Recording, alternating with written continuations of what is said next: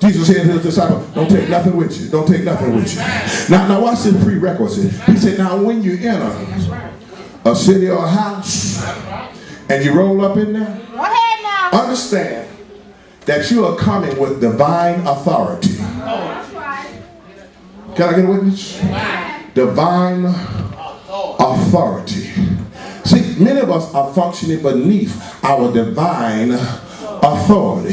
See, divine authority has me in a position that I can speak to my situation and say, hold up. Let me come over here. You see, there are some pains you got to go through, Brother Joy, so you can know what pain feels like. But every now and then when you get so uptight of pain, you can say, pain, hold up a minute. Hold up a minute. Hold up a minute. Let me catch my breath. Somebody gonna get that in a minute. Hold up a minute. You got to know, like I said last week, if Jesus can speak to the wind and the rain and say cease, you can speak to pain and say, hold up, baby. Hold up now. Hold up, hold up, hold up. And see, one of the ways you can make him hold up is when you're trying to do God's will. When you're trying to do God's will, God has a way to counteract whatever the ills that are on your life. That's why it's better to be in the will of God than out of the will of God. Because now you can speak to conditions and circumstances and they happen because you say so. Amen. He told now when you roll up there, if folk don't receive you, because see where you are a sure enough prophet, there's honor. May not be in your own hometown, but there is honor. And honor brings you and bestows upon you the riches that go with the presence of God in your life. Sometimes we confuse folk.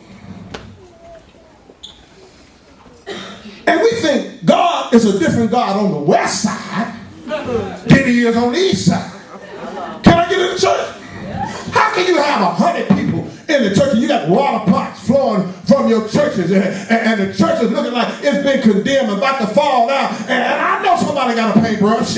Come on now, and your house look like some kind of museum. You got to be able to understand folks are watching you, and if the God you serve ain't able for you, surely he ain't gonna let you lay hands on me. Folk are watching you. Folk are watching you. He said to the disciple, when you roll up into a city or a house and folk don't receive you, then this is what you need to do. That's right. Shake it off. You need to shake the dust from your feet. Can I get away with it? I come to tell you today, there's somebody here that's rejecting your blessing. You need to shake the dust from your feet. Oh, let me bring it home. There's somebody here today rejecting your love. You need to shake the dust from your feet. There's somebody here rejecting your money. You need to shake the dust from your seat. From your feet. There's somebody here rejecting your miracles. You need to shake the dust from your feet. There's somebody here rejecting your opinion. You need to shake the dust from your feet. There's somebody here rejecting your health. You need to shake the dust from your feet. There's somebody here rejecting your spirituality. You need to shake the dust from your feet. There's somebody here rejecting just pure you. You need to shake the dust from your feet. There's somebody here rejecting your mindset. You need to shake the dust from your feet. There's somebody here rejecting your spirituality. You need to shake the dust from your feet. Why should you shake the dust from your feet? Because there are some places that will not accept you for being who you are. No miracles. I close by telling you a story. There was a man once who had lived 100 years. And all of his life, people had looked down upon him because he had a desire to be different. He didn't dress like everybody else because he had a desire to be different. He didn't talk like everybody else because he had a physical infirmity. He didn't walk like everybody else because he had a physical handicap. He didn't show up to places that everybody showed because he couldn't drive. And because he didn't have the spirit of people that some people have, he just didn't go a lot of places. When people saw him come, because of the way he conducted himself, and because he had a little stench on him, they figured he was a nobody, so they just moved away from him. They didn't realize it was the medicine he was taking that was causing a physical stench to his body that was interacting with his skin and his blood that caused him to be that way. It wasn't because he had not cologned himself, and people were running away from him. This man lived to be 100 years old, and he died one day. All of us are going to die one day. You're going to die one day doing what God told you to do or should have done. Can I get a witness? He died one day. And when he died, did you not know not a lot of people attended his funeral, but it was somebody there. It was the organist at the funeral. It was the undertaker at the funeral. It was 2 pallbearers. You needed at least 4 to 6 at the funeral, but it wasn't a whole lot of people there. They brought in a preacher from down the street, and they paid the preacher to preach a eulogy at the funeral, and then they had the audacity to take him out and just bury him. Amen. When they buried him, he didn't have a whole lot of flowers. He didn't have a whole lot of stuff. You know what? A year later, after the old man died, there was a note that came in the mail to about 1,000 people in the community.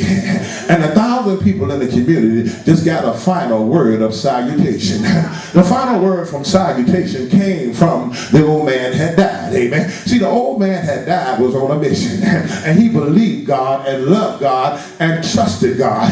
Yes, he had a physical calamity. Yes, he had a physical stitch. Yes, he had some infirmity that caused him to not to do different things and to go different places. But he wrote them a final note of salutation to 1,000 people. He said, first of all, I want you to know my name is. And when he told them his name, they didn't know it anyway. He said, but I am the one that I had some physical infirmities. And infirmities, you might remember me not by my name, but by my infirmities.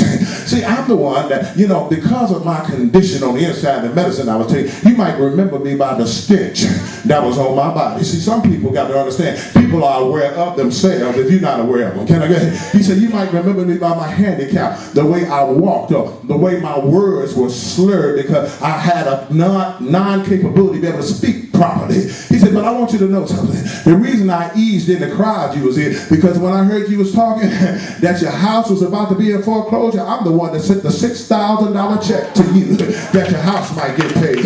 He told another one, he had a whole 1,000 people in the neighborhood. He told another, remember when the baby had a brain tumor and the baby needed doctor's care and you didn't have insurance? I'm the one that paid the $290,000 to have a specialist come in to get your baby. He told somebody else, remember when you was in the car accident and in the car accident they didn't think that you were going to make it? Well, I'm the one who simply because of the fact I saw the accident, I called 911 and had them get you there, and I told them give them the best care that they need, and whatever's lacking, I'll pay for it. I'm the one that did that. So when your insurance ran out, I was the middleman. I'm the one that took the buffer. So when your insurance went to a certain amount, I covered the other part. He said, I'm the one. Remember when your baby couldn't go to college and got rejected? I heard you say that it was at the University of, that university, and I'm the one that sent the check to them, and I sent the check to them, and they might be able to finish off the payment. They got a full scholarship. Now, your child wasn't there but 1 year, but I paid the other 3 years. Why? Because you said you could not pay it. He told one though, he said, you know what? I am the one. Remember when you wanted to go on a vacation and you couldn't go on a vacation and you had raised your kids and you were so happy but you was broke and didn't have no money? Matter of fact, you used to terminology. I was broke, busted, and disgusted.